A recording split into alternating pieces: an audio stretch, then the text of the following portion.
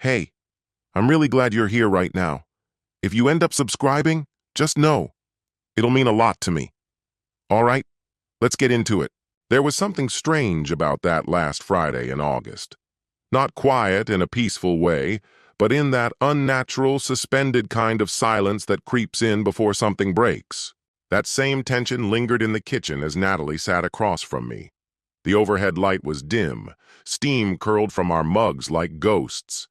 Then she said it, calmly, like we were discussing weekend plans, words that split the ground beneath everything we'd built in 7 years.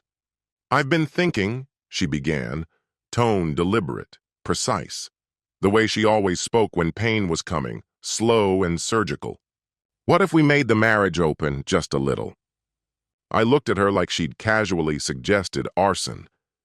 "You want to sleep with other people?" I asked, slowly, watching her sip her coffee as if she'd merely suggested rearranging the shelves.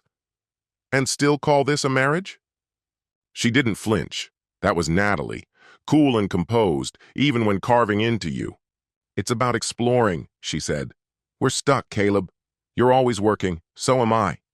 We barely talk, just about errands, bills, schedules. Maybe this would wake something up again." What I wanted to do was call it out for what it was, to yell, "Who is he?" But I said nothing. My body froze. My brain jammed. This was the woman I'd shared pizza recipes and password spreadsheets with, the one I'd battled contractors with to afford custom countertops, and now she wanted to divide herself and us for the sake of novelty. I told her no. Calm. Even. Final. That's not what we promised each other. If something's wrong, we fix it. We don't trade loyalty for adrenaline. That was the last real truth I ever gave her. After that, I stopped talking and started planning. Not for a talk, for an exit. A few days later, she floated the idea of some space, a little reset, she claimed. But I knew what that meant. Tuesday evenings, Thursdays overnight, Saturday afternoons, those became her portals into a new version of herself.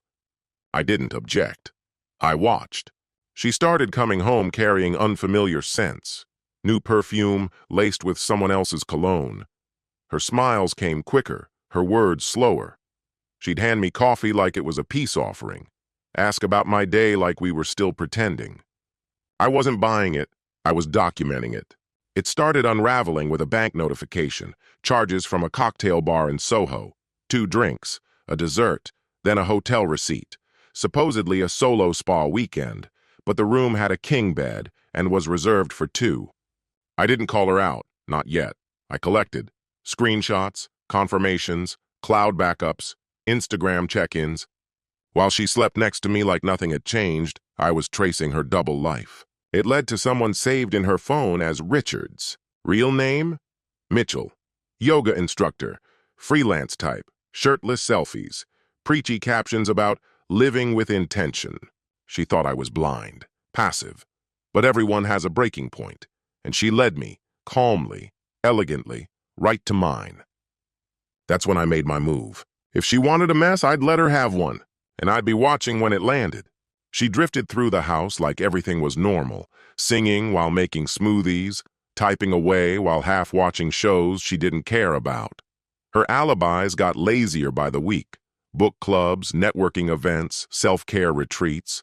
Maybe the old me would have believed her, but I'd buried that guy. By day, I was still Caleb the problem solver, the tech guy who debugged systems, but now I was debugging my own life. While she was spinning stories, I was tightening bolts.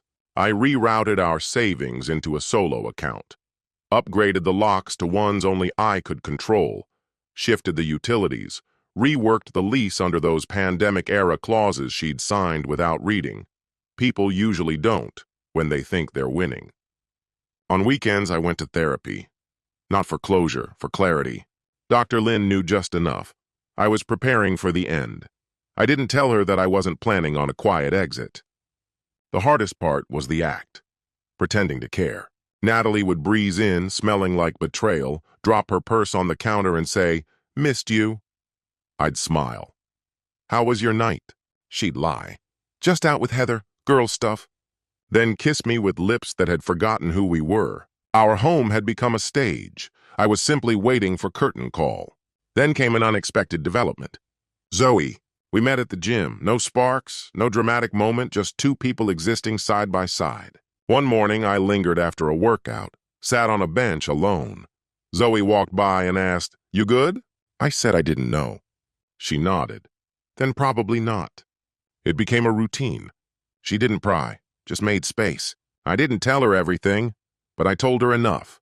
That I was watching someone I loved become someone I didn't recognize. That I was pretending to be okay. Her response was simple. "If you need someone in your corner, I've got you." I didn't need a savior. I needed a partner in precision. Zoe became that. I gave her the code, the bag, the message. All you have to do is open the door and hand her the truth. The day hit like thunder after weeks of dry silence. Natalie left that morning with a light, "Don't wait up." She touched my arm like someone brushing lint from a coat. Mechanical, detached. That was fine, I wasn't staying. I waited from my car across the street. Watched her return just before midnight. Navy dress, curled hair, heels hitting the steps like a metronome counting down. She tried the code. Denied. Again. Denied. She knocked. The porch light blinked on. Zoe opened the door. Calm. Still. She held a black duffel in one hand, a note in the other. "You don't live here anymore," she said, firm, almost kind. Natalie blinked, startled, let out a breathy laugh. "Is Caleb inside?" Zoe extended the bag. "This is what he felt was still worth returning. He's not home, and he's not coming back to this version of you." Natalie looked like she'd taken a punch. "He can't do this! This is my house!" Zoe didn't flinch. "Was. He owns it now. You signed the papers months ago." Natalie's phone lit up with my name. She called. I stared at the screen from across the road. Let it ring. She stood there on the porch for 20 long minutes. Alone, surrounded by the silence of everything she thought she'd never lose. She had created something irreversible. And when the time came, she simply walked away from it. Just her phone, and a small duffel containing 2 outfits, a toothbrush, and a handwritten slip of paper. The message read, "You asked for freedom, now you have it. I've locked the door behind you. Natalie never thought I was capable of this." She assumed her web of lies was too tight to unravel, too strategically spun to be undone. She believed I'd fall apart, maybe cry softly, beg her not to leave. But I didn't cry. Instead, I picked up the only weapon that mattered, the truth. I started with a group chat. Natalie had a private thread with her sister, a few close confidants, and some shared acquaintances, people who admired the image she carefully curated. She sold them a lifestyle, filtered brunches, mindfulness mantras, her Pilates grind, a crafted illusion. So I gave them a new version. I posted a screen recording, text exchanges with Mitchell, a hotel mirror selfie, and an audio message she sent him while wrapped in a robe, whispering, "I can still feel you on me." That same night, she told me she had a migraine and couldn't make it home. I didn't explain. I didn't respond when the messages came flooding in. I just left the chat. The silence did more damage than any confrontation ever could. Then I turned to her career. Public relations wasn't just her job, it was her identity. Her name was her brand, her integrity, her currency. She'd been using her work email to flirt, even forwarding sensitive documents to Mitchell. One message included an embargoed press release and a playful note beneath it. I forwarded the email to HR. The sender, an anonymous, courteous, concerned spouse. I highlighted potential breaches in professionalism and confidentiality. Within a week, she was called into a disciplinary meeting. Then came the hardest part, her family. I had loved them deeply. Her father taught me how to gut a fish. Her mom would email me soup recipes when I was sick. They welcomed me like I was one of their own. But they deserved to know. I wrote one measured, composed email. No rage, just facts, screenshots, timelines, the lease amendment. Her mother replied that same day. "We're heartbroken. I can't even look at her. I'm so sorry, Caleb." Her father never responded. His silence said enough. After that, everything Natalie had propped up began to collapse. Her social media, once flawless and inspiring, spiraled into erratic posts. One day, cryptic captions about losing herself. The next, a shaky live stream from a friend's apartment, crying that I'd vanished without warning. But her followers didn't rally. Some called her out, others unfollowed. The likes slowed. The comments turned hostile. And Mitchell, he disappeared as soon as HR stepped in. His profile scrubbed any sign of her. Last I heard, he blocked her entirely. I wasn't heartbroken. I was rebuilding. I listed the house, fully furnished, to cover the mortgage, moved my share of the savings into a long-term fund, deleted every shared memory from the cloud, saved only what was needed for court. This wasn't revenge. It was release. No more waking up with deceit pressing down on my chest. My days gained clarity, routine. I rose at 6, hit the gym by 6:30, grabbed coffee at the corner cafe where Zoe worked. She never asked questions, just smiled and said, "Feeling a little lighter today?" And slowly, I began to nod yes. The world hadn't ended. It had expanded. For someone who had finally learned to breathe. As for Natalie, she discovered the truth no influencer advertises. Build your life on a lie, and all it takes is one truth to tear it down. 3 weeks passed. No calls, no texts, not even a cryptic Instagram story about betrayal or healing. She hadn't disappeared. She'd backed herself into a corner. I heard she was bouncing between couches. A cousin kicked her out after 2 nights. Another friend gave her a place to crash, but work never came. Her name was flagged. Her brand, radioactive. Mitchell had moved on. To a younger influencer, 200,000 followers, and no emotional wreckage. Unlike Natalie, she wasn't married when they met. Zoe and I started spending more time together. Nothing romantic, just calm understanding. We both knew healing didn't always look like a new relationship. Sometimes it was simply time, honesty, and breathing room. Then one Thursday night, as I left the gym, I saw her. Natalie's old Civic was parked down the block, windows cracked. She was in the driver's seat, slumped forward, staring blankly at the steering wheel as if it might give her answers. My pulse didn't race. My hands didn't tremble. I walked by. "Caleb," she called. Her voice was dry and brittle. I stopped. She stepped out, holding a tattered tote and gripping her phone. "I just want to talk," she said. I turned part way, keeping distance. "You always said growth was strength," I said. "Was this what strength looked like to you?" Her eyes brimmed, not with guilt but with surrender. "I know I hurt you," she said softly, "but things were breaking down. I thought opening things up might save us. Maybe we'd find our way back." "You didn't open a door," I told her. "You bolted through it, then burned down everything behind you." She dropped her gaze, clutching her bag like it was all she had left. "I messed up, but I'm still your wife." "No," I said, calm and clear. "You were my wife." Her breath hitched. Tears finally came. "I still love you. You love the life I gave you," I replied. "The safety, the commitment, the consistency. But you didn't love me. If you had, you wouldn't have traded me for a night and a lie." She reached for my arm. I stepped away. "I rebuilt," I said. "No malice, no cruelty, just honesty. And the truth is, you're not in that life anymore."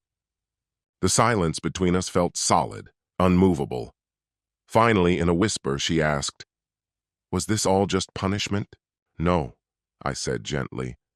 "Punishment would have been staying with you, becoming someone I didn't recognize. This," I said, motioning to the world around me, "is peace. Something you never understood. Your world still burning." I walked away, not out of spite, not with pride, just with finality. She didn't run after me, didn't call, didn't message. She stood alone, clinging to the fragments of what was gone, nothing left to reclaim. Autumn arrived early. Outside my new place, the trees exploded in color. Reds, golds, deep oranges floated down like nature's signature at the bottom of my story. I hadn't noticed seasons before. I was too busy reviving something already dead. Now I woke to quiet. Not empty silence, but intentional calm. Peace, finally. Natalie never contacted me again. Except once. 3 months to the day after she walked out, I was at my kitchen counter with coffee in hand, scrolling through a recipe Zoe had sent.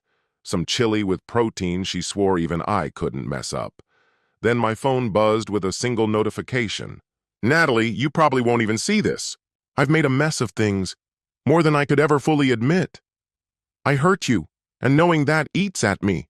But the truth is, I still love you. You haven't left my thoughts. Could we talk? Just once? I'm begging you." I stared at the message for what felt like hours. There wasn't any rage in me, no grief, not even pity, just an emptiness, the kind that settles in when you've finally stopped bleeding from wounds someone else inflicted. I closed the message and blocked her number, not out of spite, but because the person she was reaching out to, the man she believed I still was, didn't exist anymore. She didn't just disappoint me. She unmade me. And the version of myself that emerged from that wreckage owed her nothing, not even the comfort of a reply. Later that day, Zoe came by. She brought over things to make something chilled and bright, along with way too much wine. We cooked together, laughed without trying. She told me about a new studio project she was considering.